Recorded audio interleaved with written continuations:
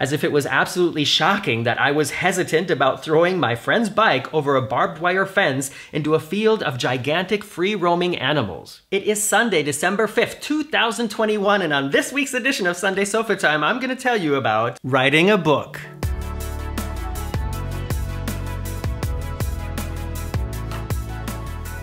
By the time you're watching this, Marcus and I are probably, if you're one of the first people watching it when it goes online directly, Marcus and I are getting ready to leave for the airport right now because we are on our way to Florida. In last week's Sunday Sofatime, I told you about this house in Florida where we're gonna be home officing for a while. We're not only gonna be home officing, of course, when you're in Florida, you have to go do theme parks, right? Right? So we will be visiting a couple of the parks. We're only going to Disney for 2 days, and it's all your fault, Disney. But we're gonna visit some other attractions and see some other things, and we're looking forward to just having some warm weather and having a pool and a hot tub as we do what we do when we're home officing here at home, just in a different home. And I'm actually really excited to talk about the subject of this video. You know what it is already. This is absolutely not clickbait. Guess what? I wrote a book. And I'm gonna read a little bit of the book for you in a few minutes, but I wanna tell you a little bit about the process before we get there, so. Tangent.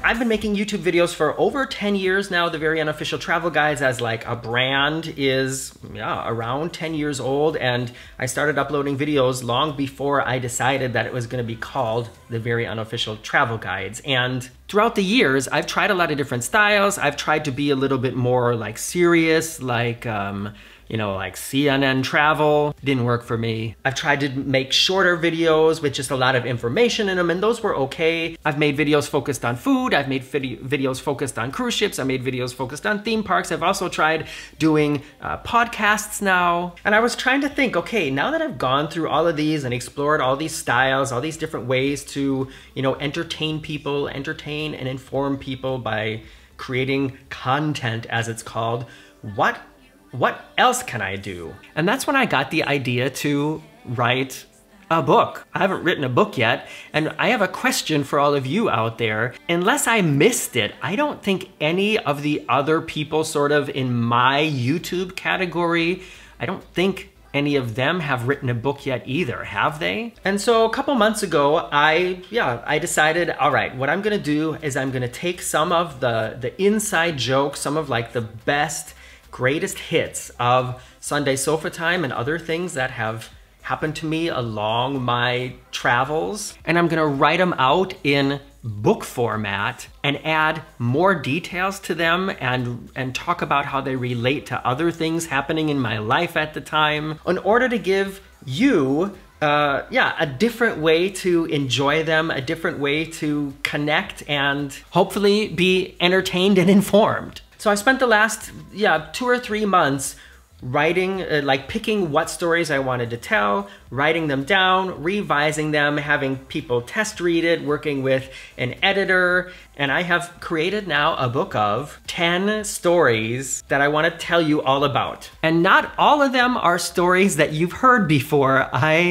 There's some that, I don't know, I just never really talked about on the channel, and I decided putting them in a book is it's a little bit better way to talk about this and communicate them, because they have to do with like drugs and nudity, things like that. This project isn't completely top secret because, like I said, some of you have been test readers for me, and I've been very, very thankful for those of you who got back to me with feedback.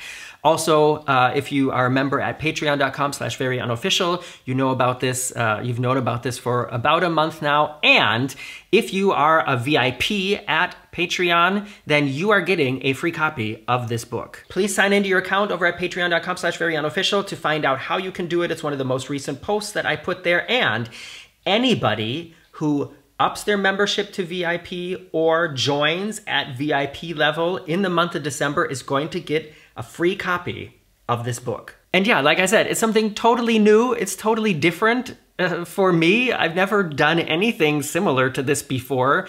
And for anybody who's totally impatient already, you know where to find out where the book is. Look in the description box below this video. It's available on Amazon.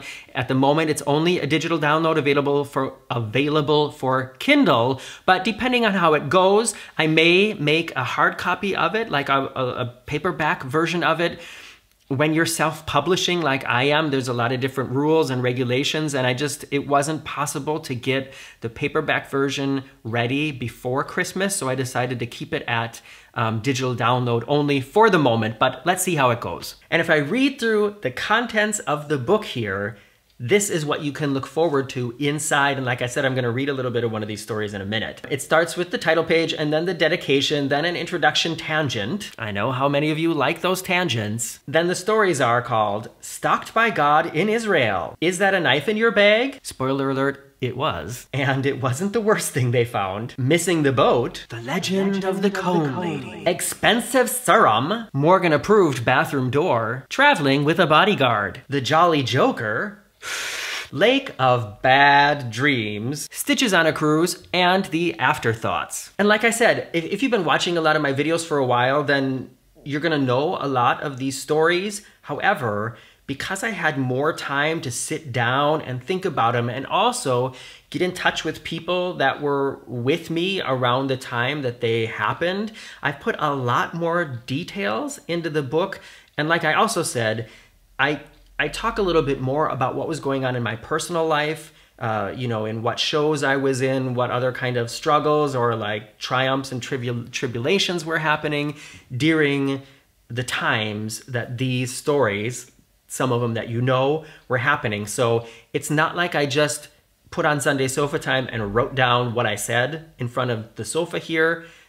It's the same stories, but they've been beefed up with I just made them juicier, basically. Hand on my heart, I swear, they are all true stories, including the Lake of Bad Dreams, which I'm gonna read a little piece to you right after this commercial break.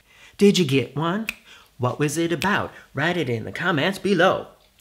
Okay, this is an excerpt of probably one of the longest stories in the book. It's called The Lake of Bad Dreams. I'm just gonna get into it right now and leave it at a cliffhanger. I don't know how else to do this. If you do buy the book, remember, you're not only getting the book, you're also supporting what I do here on the Very Unofficial Travel Guides, and I'm always really thankful for any kind of help that I get. If it's just watching the videos, clicking thumbs up, commenting, all that stuff really helps. And in case I don't say it enough, thank you, thank you, thank you. So here we go. About a 30-minute bike ride outside the city of Hamburg is an old sand quarry that's filled with water. It's more or less in the middle of nowhere, and it would be really hard to stumble upon if you didn't know it was there. The first time I ever visited the Boberger See, which means Boberger Lake in German, was on a second date with a guy I met at an underground dance club inside an old burnt-down theater. I can't believe I just wrote that, but that is literally where I met Bart. Bart was a tall, lanky, thin-rimmed glasses-wearing grade school teacher who looked like he used to skateboard. I chatted him up at the club and we had a great conversation. Realizing we were both vegetarian, he made the next move and invited me over for dinner. I went to his place the next Monday night. This was during Mamma Mia time, so I only had Monday nights off. Even though he was an absolutely terrible cook, we still had a great conversation.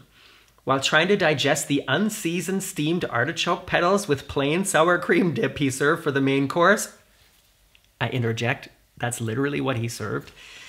He talked about growing up on a farm and how he loved the outdoors. I talked about spending time at my grandparents' house on Long Lake in Wisconsin and also spending a lot of time outdoors. He said he became an elementary school teacher because he loved helping kids and that he wanted to be a father. I told him that I also wanted to be a father. I told him I had ridden over 400 roller coasters around the world. He showed me his on-ride pictures from the local amusement park. The list of things we had in common became very long, and as the evening was drawing to a close, he asked me if he could show me his favorite nature place outside of Hamburg. He then described the lake in the quarry way out in the middle of nowhere, which at the time sounded fantastic to me, but now that I wrote it down, warning bells go off. We agreed to meet early that Wednesday to make the trek out there. Yes, you read that correctly. I did not spend the night. I went home with a big smile on my face like a good Catholic boy should. It was a tough decision because I was really into him at that point, but it would have made what happened next even worse. As I mentioned, the lake is a nice bike ride outside the city, but because it was forecast to be in the high 80s, Bart suggested we take our bikes on the train to get a little bit closer and then only ride the last few miles. He insisted on packing a picnic basket for both of us, which made me cringe thinking of his culinary tastes and abilities, but I was still trying to impress him at this point, so I agreed.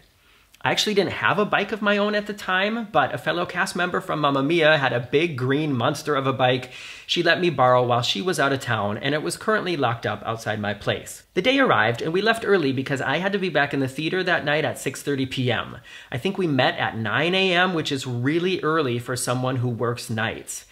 We made it out to the train stop by around 9:30 a.m., and with the hot sun beating down on the back of our necks, we carried our bikes down the stairs of the single platform station and made our way across the German countryside. Past farm fields with horses grazing, into the woods, following a path along a large stream. In the cool areas from the shady trees, there were swarms of mosquitoes, and I felt like I was back in Minnesota. We pedaled on over a small bridge to the other side of the stream, close to a road. We passed a small parking lot, the last sign of civilization, before crossing the stream one more time. After biking about another half-mile on a dirt path with a stream on our left side and a barbed wire fence on our right containing a herd of grazing cows, Bart stopped. "This is the tricky part," he said. "We have to lift our bikes over the fence and then we go under." "Wait, what? Really? Are you sure? What about all the cows?" I said. Being confronted with the challenge of pushing my bike through a field of cows was not something I remembered reading in the description for this particular excursion. "Isn't there another way?" I asked. "There is, but it takes much longer. Come on, it'll be fine. This is how I always go." "Wait," he asked with genuine surprise in his voice. "Are you scared of the cows?" His inflection was like he had just found out I had never tasted ice cream in my life, as if it was absolutely shocking that I was hesitant about throwing my friend's bike over a barbed wire fence into a field of gigantic free-roaming animals. My mom also grew up on a farm and told me horror stories of being chased by a bull, so I knew that not all cows are friendly. I was scared, but from the way Bart got closer to me, I realized there was something about it he found very cute, which may or may not have led to me hamming it up a bit. Also, the fact that he was not afraid of these potentially vicious future stakes made him seem very masculine to me, which was an instant turn-on. We dodged the barbed wire fence, walked through the cows who couldn't have cared less that we were pushing our bikes through their food. We did the same thing with our bikes and the fence on the other side of the field, and following a dirt path through more trees, we eventually ended up at the lake. Except for a small patch of sand on the opposite side from where we were, this body of water was almost completely surrounded by trees. It really did look like a lake of dreams, and I was stoked. We turned right, and after another short stretch through a wooded area, came to a large clearing where several other people were already setting up their blankets and claiming their spots for the day. So it wasn't a place that everyone knew about, but it also wasn't completely abandoned.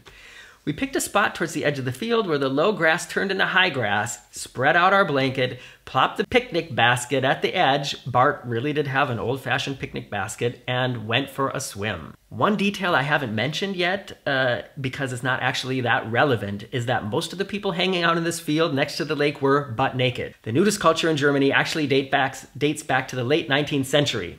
In many public pools and parks, there are dedicated nudist areas, and if you go to a spa with a thermal suite kind of area, 95% of the guests will be naked. The other 5% are people from other countries, and they stick out like a sore. Insert name of body part here. By this point in my life, I had been to nude beaches and spas, and it really wasn't a big deal for me. It also carried the extra added bonus of letting me see more of what Bart had to offer as a partner, which turned out to be as disappointing as his cooking. But wait, there's more. Stick around.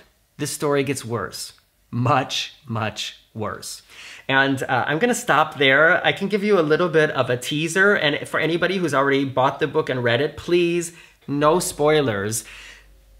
Things don't go well between Bart and I. And then the day just like sort of cascades into just some awful, embarrassing situations and a lot of bad luck. But yeah, this is a story that I've never told before, and I really wanted to include it in the book because I wanted to also give you something new to read about and to enjoy. And if you order it really quickly, there's like a sort of insider thing you can be a part of. Like I said, I wrote the book, and then through the really, really generous help of a viewer called Devine, who's also an author who I will link to also in the description below. She helped me with correcting and editing the book, but still some mistakes made it into the first version that was published on Kindle Amazon. So if you buy it really quickly, you might still get the original version with some like grammatical and paragraph and stuff errors, and then you can feel special about getting that. I've already fixed it and uploaded a corrected version of the manuscript, but it takes about 72 hours for that to take over. So if you buy now, you might get one with mistakes. Thank you very much, Dawn, for all the help. And I hope some of you go check out her stuff too. She really deserves it. And that's my announcement. And I'm really excited to put this video online today because I won't be able to check, you know, like what happens until we get to Florida tonight. And it's just it's gonna make the whole trip there even more fun for me to just see what happens now, like in the first day and over the next weeks, because I have shared this on Patreon now, and I've shared it on my personal Facebook with, you know, like all my friends and family and other people that I'm connected to. And already there's been a little bit of a momentum gaining. So I know that a lot of you are readers, and so I'm excited to interact with you also in this way, to give you something to read while you're hanging out on your lounge chair that you reserved at 6 a.m. in the morning. Are you one of those people? Or if you're just hanging out at home over the holidays, now you got something else to do. At the moment, there's only 2 ways you can get it. At Amazon for Kindle, you can also give it as a gift to somebody, and anybody can download the Kindle app. You don't need a Kindle device in order to read it. Or sign up to patreon.com/veryunofficial at the VIP level or higher, and you will get a free copy of this book. And I'm gonna wrap it up for now because I still have to pack my bags and do some tidying up around here before dinner tonight. I also have to go get another corona test because the one that I got this morning was too early and they won't accept it from my flight tomorrow, so sorry about that, nose. And now I'm just so excited to see what's gonna happen with this, and I can't wait to get your feedback. To anybody who does buy the book and read it, please, no spoilers. Don't write spoilers. If you want to talk about something specific in the book, send it to me in a private message on Facebook or Instagram. That's the best way. And otherwise, please write a review. Reviews really help push it up in like the Amazon algorithm. So if you do read it, or if you've read it already, please go back there and write a review. Really excited to read your reviews as well. Good reviews, bad reviews, whatever. All right, everybody, the next time you see me, I'm gonna be in Florida, and I'm really looking forward to bringing you that stuff as well. Bye-bye.